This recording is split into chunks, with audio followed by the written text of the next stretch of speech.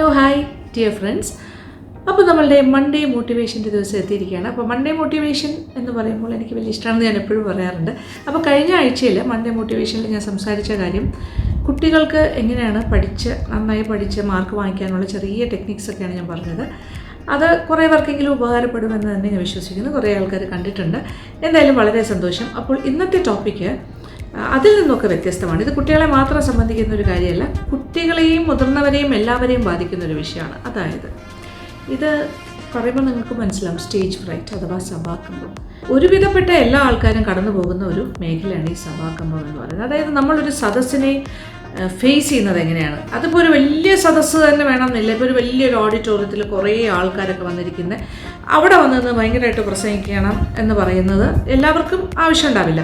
പക്ഷേ ഒരു ചെറിയ ക്രൗഡ്, ഒരു പക്ഷേ ഓഫീസിനകത്തുള്ള ഒരു ചെറിയൊരു ബോർഡ് മീറ്റിംഗ് ആകാം, അല്ലെങ്കിൽ ഒരു ചെറിയൊരു മീറ്റിംഗ് ആകാം, അല്ലെങ്കിൽ ഒരു ഫാമിലി ഗെറ്റ് ടുഗദർ ആകാം. ആ ഫാമിലി ഗെറ്റ് ടുഗദറിൽ ചിലപ്പോൾ മൈക്കെടുത്ത് തന്നിട്ട് നീ ഒന്ന് സംസാരിക്കുക, കാര്യം പറയുമ്പോൾ പെട്ടെന്നൊരു ഷോക്ക് പോലെ അയ്യോ എന്ന് പറഞ്ഞിട്ട് ഇങ്ങനെ മടിക്കും അല്ലേ? അങ്ങനെയല്ലേ ചെയ്യാറ്. പിന്നെ സ്കൂൾസിൽ കോളേജസിലൊക്കെ കുട്ടികൾക്ക് പല പല ആവശ്യങ്ങൾ വരും. അതായത് അസൈൻമെൻറ്റ്സ് പ്രിപ്പയർ ചെയ്തിട്ട് വന്നിട്ട് അതൊന്ന് പ്രസൻറ്റ് ചെയ്യാൻ പറയും. ചിലപ്പോൾ ഒരു സെമിനാർ ടോപ്പിക്ക് തന്നിട്ട് അത് സംസാരിക്കാൻ പറയും. ഒരുപാട് കാര്യങ്ങൾ സംസാരിക്കാനായിട്ട് സ്റ്റേജിൽ വന്ന് നിൽക്കേണ്ടി വരും. അതിപ്പോൾ ഒരു ക്ലാസ് റൂമിനകത്താണ്, നിങ്ങളുടെ തന്നെ സുഹൃത്തുക്കളുടെ ഒരു ഗ്രൂപ്പിൻ്റെ ഫ്രണ്ടിലായിരിക്കും നിൽക്കുന്നത്, ടീച്ചറിൻ്റെ പ്രസൻസിൽ. അതല്ലെങ്കിൽ ആ സ്കൂളിലെ തന്നെ അല്ലെങ്കിൽ കോളേജിലെ തന്നെ ഒരു ഓഡിറ്റോറിയത്തിൽ വെച്ച് നടക്കുന്ന ഒരു ഫംഗ്ഷനിൻ്റെ ഭാഗമായിട്ടായിരിക്കാം. എനിത്തിങ് എന്തും ആയിക്കോട്ടെ, വലിയ സദസ്സാകാം ചെറിയ സദസ്സാകാം.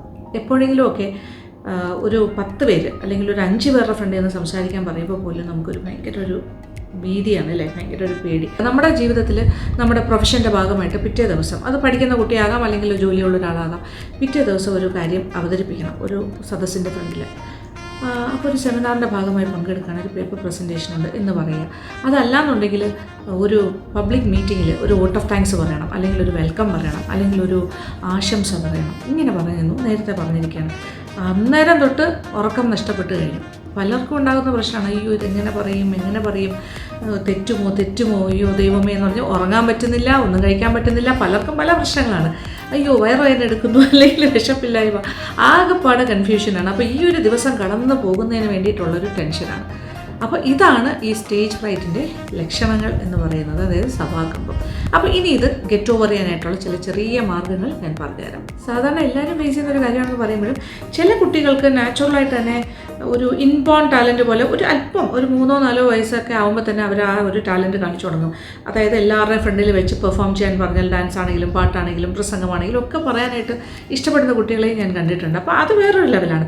പക്ഷേ ഒരു 90% ആൾക്കാർക്കും സ്റ്റേജ് ഫ്രൈറ്റ് ഉള്ളവർ തന്നെയാണ്. അപ്പോൾ ഞാനും നിങ്ങളും എല്ലാം കടന്നു പോകുന്ന ഒരു മേഖലയാണ്, അല്ലെങ്കിൽ കടന്നു പോയിരുന്ന ഒരു മേഖലയായിരിക്കാം. അതുകൊണ്ട് വിഷമിക്കേണ്ട ആവശ്യമില്ല. അങ്ങനെ സ്റ്റേജ് ഫ്രൈറ്റ് ഉണ്ട്, എനിക്കൊരു സദസ്സിനെ ഫേസ് ചെയ്യാൻ പറ്റുന്നില്ല, എനിക്ക് പബ്ലിക് സ്പീക്കിംഗ് ബുദ്ധിമുട്ടാണ് എന്ന് പറഞ്ഞ് ഒരു കോംപ്ലക്സ് ഒന്നും ഡെവലപ്പ് ചെയ്യേണ്ട ആവശ്യമില്ല. എല്ലാവർക്കും ഉള്ളൊരു സംഭവം തന്നെയാണിത്. അപ്പോൾ ഇതെങ്ങനെയാണ് ഓവർകം ചെയ്യുക എന്നുള്ളതാണ്. അപ്പോൾ ഇതിൻ്റെ ഒരു പ്രധാന കാര്യം എന്ന് വെച്ചാൽ, ഞാൻ മനസ്സിലാക്കിയിരിക്കുന്നത് പ്രധാനമായിട്ട് തോന്നുന്നൊരു കാര്യം എന്ന് വെച്ചാൽ, ഒന്ന് നമ്മൾ സംസാരിക്കാനായിട്ട്, അത് ലാംഗ്വേജ്. ഇപ്പം മലയാളത്തിൽ പ്രസംഗിക്കാൻ പറഞ്ഞാൽ പലർക്കും ഒരു ബുദ്ധിമുട്ടില്ലാതെ ചിലപ്പോൾ പറഞ്ഞു വന്നിരിക്കും.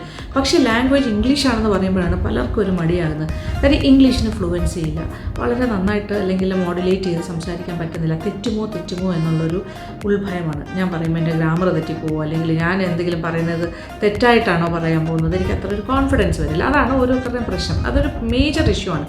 രണ്ടാമത്തെ കാര്യം, നമ്മൾ തറോ ആയിരിക്കില്ല സബ്ജക്റ്റിനെ കുറിച്ച്, പഠിച്ചിട്ടല്ല വന്നിരിക്കുന്നത്. പെട്ടെന്ന് ഓൺ ദ സ്പോട്ട് ചിലപ്പോൾ സംസാരിക്കേണ്ടി വരും. അപ്പോൾ വലിയ കാര്യങ്ങളായിട്ടൊന്നും അതിൽ പറയാനൊന്നും ഉണ്ടാവില്ല, അതിനെക്കുറിച്ച് കൂടുതൽ അറിയില്ല. അപ്പോൾ ആ ഒരു അറിവില്ലായ്മ, അത് രണ്ടാമത്തൊരു വിഷയമാണ്. പിന്നെ മൂന്നാമത്തൊരു വിഷയം എന്ന് വെച്ചാൽ, മറ്റുള്ളവർ എന്ത് വിചാരിക്കും. നമ്മളങ്ങനെ സംസാരിച്ചുകൊണ്ടിരിക്കുമ്പോൾ മറ്റുള്ളവർ നമ്മളെ അസസ് ചെയ്യുന്നുണ്ടോ, നമ്മളെ ജഡ്ജ് ചെയ്യുന്നുണ്ടോ, നമുക്ക് മാർക്ക് ഇടുന്നുണ്ടോ എന്നൊക്കെ ഉള്ളൊരു തോന്നലോട് കൂടിയാണ് അവിടെ ചെന്ന് നിൽക്കുന്നത്. അപ്പോൾ അതും മറ്റൊരു പ്രശ്നമാണ്. അപ്പോൾ ഇങ്ങനെയുള്ള കുറേ ഇൻഹിബിഷൻസോട് കൂടിയാണ് നമ്മൾ ആരാണെങ്കിലും ചെന്ന് കയറുന്നത്. ഒരു സ്റ്റേജിലോ അല്ലെങ്കിൽ 4 പേര് കൂടി നിർത്തി സംസാരിക്കുമ്പോൾ ഒരു ടെൻഷൻ ഉണ്ടാകുന്നത്. അപ്പോൾ എൻ്റെ ലൈഫിൽ ഇപ്പോൾ നിങ്ങൾ കാണുന്ന എന്നെ കാണുമ്പോൾ ഞാൻ നന്നായിട്ട് സംസാരിക്കുന്നുണ്ട്, ക്യാമറയെ ഫേസ് ചെയ്യുന്നുണ്ട്, എനിക്കൊരു പേടിയില്ല. ഞാനൊരു അധ്യാപികയാണ്, ഞാൻ കുട്ടികളെ പഠിപ്പിച്ചിട്ടുണ്ട്. പിന്നെ ഞാൻ സ്റ്റേജിൽ പല സ്റ്റേജസിൽ നിന്ന് എനിക്ക് പല റോൾസിലും എനിക്ക് സംസാരിക്കേണ്ടി വന്നിട്ടുണ്ട്, ഒക്കെ പ്രശ്നമില്ല. പക്ഷെ ഞാനും ഒരു സ്റ്റേജിൽ, അതായത് ഒരു സമയം എൻ്റെ 10ാം ക്ലാസ് വരെ ഞാനും ഇതുപോലെ വലിയ സഭാകമ്പമുള്ള ആൾ തന്നെയാണ് സ്കൂൾ ഡേയ്സിൽ. എനിക്ക് പേടിയുണ്ടായിരുന്നു. അപ്പോൾ ടീച്ചർ ഇങ്ങനെ ക്ലാസ്സിൽ വെച്ചിട്ട് Lakshmi please stand up and you tell the answer, അല്ലെങ്കിൽ ഫ്രണ്ടിലേക്ക് വരും വന്നിട്ട് ഇത് പറയൂ എന്ന് പറഞ്ഞാൽ ഞാനിങ്ങനെ പേടിക്കും, ഭയങ്കരമായിട്ട് പേടിക്കും, ടെൻഷനിലാണ് ഇരിക്കുന്നത്. സത്യം പറഞ്ഞാൽ ആ സമയത്ത് ഞാൻ ടീച്ചേഴ്സ് ക്വസ്റ്റ്യൻ ചോദിക്കുമോ എന്ന് തോന്നുമ്പോൾ നമ്മൾ ടീച്ചറുമായിട്ട് ഒരു ഐ കോൺടാക്റ്റ് പോലും കൊടുക്കാതെ ഇങ്ങനെ അഡ്ജസ്റ്റ് ചെയ്തിരിക്കും. അങ്ങനെ ഇരിക്കുന്ന എത്രയോ ആൾക്കാരുണ്ട്. അപ്പോൾ ഞാൻ പിൽക്കാലത്ത് ടീച്ചറായിട്ട് പോയപ്പോൾ ഞാനും ഇങ്ങനെ ഇങ്ങനെ അപ്പോൾ നമ്മൾ സ്റ്റേജിൽ നിൽക്കുന്നതാണ്, ടീച്ചർ നിൽക്കുന്നത് പ്ലാറ്റ്ഫോമിലാണ്. അപ്പോൾ കുട്ടികളുടെ അങ്ങോട്ട് നോക്കുമ്പോൾ നമ്മളൊരു ക്വസ്റ്റ്യൻ ചോദിക്കാനായിട്ട് ഒരു ക്വസ്റ്റ്യൻ ഇങ്ങനെ പറഞ്ഞിട്ട് ആര് പറയും എന്ന് പറഞ്ഞ് കുട്ടികളുടെ ഭാഗത്തേക്ക് നോക്കുമ്പോൾ ഒരൊറ്റ കുട്ടിയും മുഖത്തേക്ക് നോക്കില്ല, നമ്മുടെ ആ ടീച്ചറിൻ്റെ മുഖത്തേക്ക് ആരും നോക്കില്ല. എല്ലാവരും ഇങ്ങനെ താഴെ കുനിഞ്ഞിരിക്കും, അല്ലെങ്കിൽ അങ്ങോട്ടും ഇങ്ങോട്ടും ഇങ്ങനെ അഡ്ജസ്റ്റ് ചെയ്തിരിക്കും. അത് കാണുമ്പോൾ നമുക്കറിയാം അവർക്ക് ഭയമാണ്, ആ ക്വസ്റ്റ്യൻ അവരിലേക്ക് വരരുത്, അത് പേടിച്ച്. അപ്പോൾ നമ്മൾ ഐ കോൺടാക്റ്റ് വന്നു കഴിഞ്ഞാൽ ആ കുട്ടിയെ നമ്മൾ പിക്ക് ചെയ്യും എന്നുള്ളൊരു ഭയമുണ്ട്. അപ്പോൾ ഇത് സ്റ്റുഡൻറ്റ് കമ്മ്യൂണിറ്റിയിൽ പൊതുവേ കാണുന്ന ഒരു പ്രവണതയാണ്. അപ്പോൾ ഇതെല്ലാം ഒരു ഭയത്തിൻ്റെ ഭാഗമാണ്. ഒന്നാമത്തെ കാര്യം അവർക്ക് അതിൻ്റെ ആൻസർ അറിയില്ല, അതാണ് പ്രധാന പ്രശ്നം. അപ്പോൾ നമുക്ക് ആ സബ്ജക്റ്റിനെ കുറിച്ച് നല്ല തറവാണെന്നുണ്ടെങ്കിൽ നമുക്ക് ആ ഒരു പേടി കുറയെല്ലാം ഉണ്ടാവില്ല. അങ്ങനെയാണ് ഞാൻ മനസ്സിലാക്കുന്നത്. അപ്പോൾ നമ്മളെല്ലാവരും പഠിക്കാനായിട്ട് ക്ലാസ്സിൽ ഇരിക്കുമ്പോഴും നമ്മൾ അത്രത്തോളം കോൺസെൻട്രേറ്റ് ചെയ്തിരുന്നാൽ ഓക്കെ, കോൺസെൻട്രേഷൻ മാറി അല്ലാതെ ഒരു നെയിംസേക്ക് നമ്മളവിടെ ഇരിക്കുകയാണെങ്കിൽ നമുക്ക് ഒരിക്കലും ഒരു ടീച്ചർ ഒരു ക്വസ്റ്റ്യൻ ചോദിച്ചാൽ അതിന് ഉത്തരം പറയാനായിട്ട് ചിലപ്പോൾ പറ്റില്ല. അപ്പോൾ പ്ലീസ് സ്റ്റാൻഡപ്പ് എന്ന് പറയുമ്പോൾ തന്നെ മുട്ടുകാലൊക്കെ ഇടിച്ചു തുടങ്ങും. അതാണ് അവസ്ഥ. പിൽക്കാലത്ത് ഞാൻ എൻ്റെ 10th സ്റ്റാൻഡേർഡ് കഴിഞ്ഞ് +2 പഠിക്കുന്ന കാലത്ത് എനിക്ക് അവസരങ്ങൾ കിട്ടുകയും ആ അവസരങ്ങളെല്ലാം ഞാൻ നല്ല രീതിയിൽ ഉപയോഗപ്പെടുത്തുകയും കുറച്ചുകൂടി തറവായിട്ട് പഠിക്കുകയും കുറേ കൂടി പ്രാക്ടീസ് ചെയ്യുകയൊക്കെ ചെയ്തിട്ടാണ് ഞാൻ ആ കോൺഫിഡൻസ് ബിൽഡപ്പ് ചെയ്ത് കൊണ്ടുവന്നത്.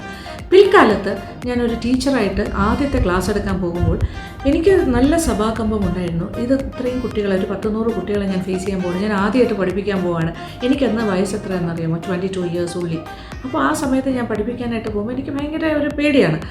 വർഷങ്ങൾക്ക് മുന്നെയാണ്. അപ്പോൾ എൻ്റെ അച്ഛൻ എനിക്ക് തന്നൊരു അഡ്വൈസാണ്, അതായത് അത് ഞാൻ നിങ്ങളോടും പറയാൻ ആഗ്രഹിക്കുന്നു. നമ്മളിങ്ങനെ പഠിപ്പിക്കാൻ ചെല്ലുമ്പോൾ സ്റ്റുഡൻസാണ് നമ്മുടെ ഫ്രണ്ടിൽ ഇരിക്കുന്നത്, അവർ പഠിക്കാനായിട്ട് വന്നിരിക്കുന്നവരാണ്. അപ്പോൾ എന്താ ചെയ്യേണ്ടത്? ആസ് എ ടീച്ചർ ഞാൻ ഫസ്റ്റ് ടൈം പോകുമ്പോൾ എനിക്ക് പഠിപ്പിക്കാനുള്ള സബ്ജക്റ്റ് നന്നായിട്ട് പ്രിപ്പയർ ചെയ്ത് പഠിച്ചിട്ടാണ് പോകുന്നത്.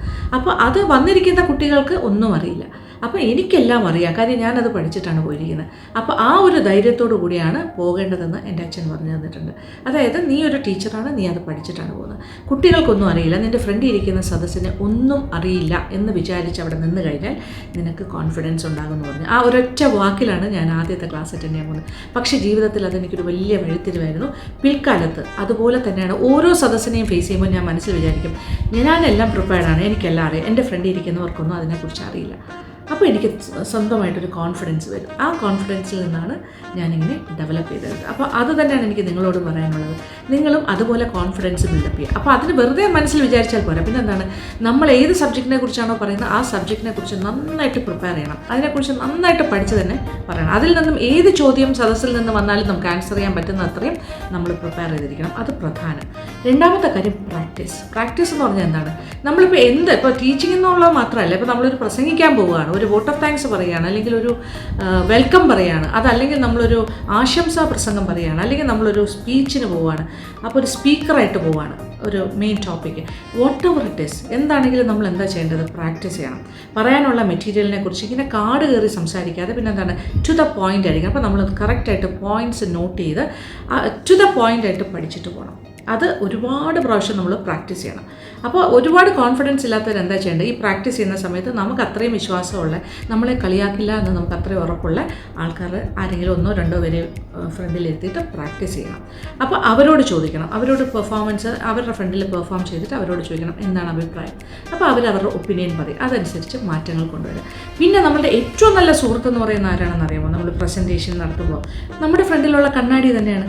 കണ്ണാടിയുടെ മുന്നിൽ നിന്ന് പ്രാക്ടീസ് ചെയ്യുക. നമ്മളെ കുറ്റമൊന്നും പറയില്ല കണ്ണാടിയുടെ ഫ്രണ്ടിൽ നിന്ന് പ്രാക്ടീസ് ചെയ്ത് കഴിഞ്ഞാൽ നമുക്ക് നമ്മുടെ ബോഡി ലാംഗ്വേജ്, നമ്മുടെ മുഖത്തെ എക്സ്പ്രഷൻസ്, ജെസ്റ്റേഴ്സ്, നമ്മളെങ്ങനെ നമ്മുടെ കൈയൊക്കെ വെച്ചിട്ടായിരിക്കും നമ്മൾ, അപ്പോൾ ഇതെല്ലാം നമുക്കൊന്ന് ഫൈൻ ട്യൂൺ ചെയ്യാൻ സാധിക്കും. അപ്പോൾ അതിൽ നോക്കുമ്പോൾ നമുക്ക് നമ്മളെ തന്നെ ഒരു അസസ്മെൻറ്റ് നടത്താൻ പറ്റും. അത് മറ്റൊരു കോൺഫിഡൻസ് ബിൽഡിംഗ് ആണ്. അപ്പോൾ എന്താ ചെയ്യേണ്ടത്? നന്നായിട്ട് പ്രാക്ടീസ് ചെയ്യുക നല്ല സുഹൃത്തുക്കളുടെ ഫ്രണ്ടിൽ. പിന്നെ രണ്ടാമത് കണ്ണാടിയുടെ ഫ്രണ്ടിലുള്ള പ്രാക്ടീസും വളരെ ഇമ്പോർട്ടൻ്റ് ആണ്. അപ്പോൾ നല്ല തറവായിട്ട് പഠിച്ചിട്ട് പോവുക. പിന്നെ പ്രധാനമായിട്ട് വേണ്ടത്, നമ്മൾ ആ സ്റ്റേജിലേക്ക് കയറുമ്പോൾ, അത് ചെറിയ സ്റ്റേജ് ആയാലും വലിയ സ്റ്റേജ് ആണെങ്കിലും, ആദ്യം നമ്മളൊരു നല്ല കമ്പോസ്റ്റ് ആകണം. നന്നായിട്ട് നമ്മളൊരു മാനസികമായിട്ട് തയ്യാറെടുത്തിട്ടായിരിക്കണമല്ലോ പോകണം. അപ്പോൾ നമ്മൾ ആദ്യം ഞാൻ ആദ്യം പറഞ്ഞ കാര്യം വളരെ ഇമ്പോർട്ടൻ്റ് ആണ്. നമ്മൾ ഫേസ് ചെയ്യാൻ പോകുന്ന നമ്മുടെ ഫ്രണ്ടിലിരിക്കുന്ന സദസ്സിലുള്ളവർക്ക് നമ്മളെക്കുറിച്ച് കൂടുതൽ കാര്യങ്ങൾ അറിയില്ല.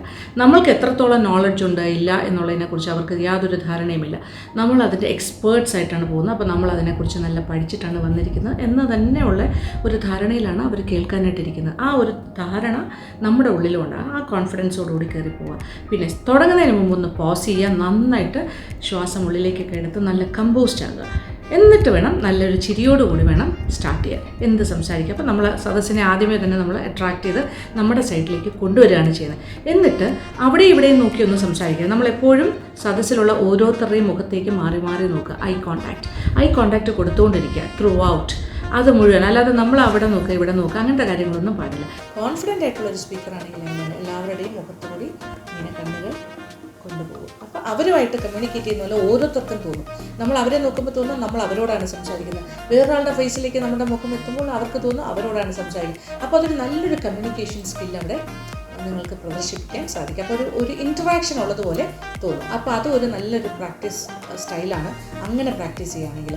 പിന്നെ ആവശ്യത്തിന് പോസ് ചെയ്യണം. പോസിങ്ങും മോഡുലേഷനും വളരെ വളരെ ഇമ്പോർട്ടൻ്റ് ആണ്.